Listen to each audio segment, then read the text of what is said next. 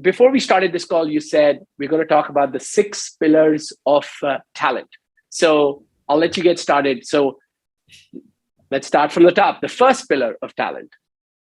Headcount planning. No one wants to talk about headcount planning, except for finance. Finance loves headcount planning. And it took a lot of years for me to figure out that that is the nut and the starting point of everything that I do.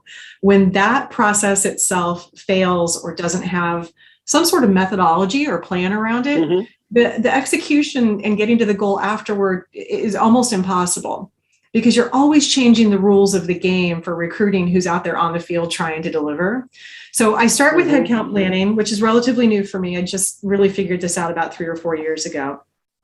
Headcount planning, when done correctly, sets the tone. But what I think about and what I mean by that is typically finance will come up with an overall budget and they'll give it to an organization and say, let's say for the sake of round numbers, you have $1 million.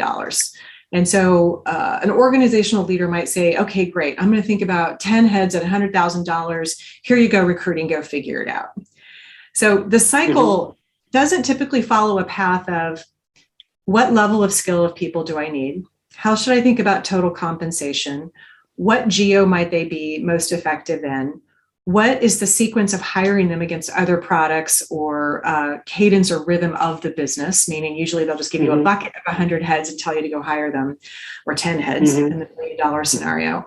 But there are all these things that can happen in the process that can derail that plan. So when I think about headcount planning, it is degree of difficulty. Where is it going to live? What is the organizational structure? What is the time to hire? What is the degree of difficulty? And how am I going to measure myself and my team against that goal over time?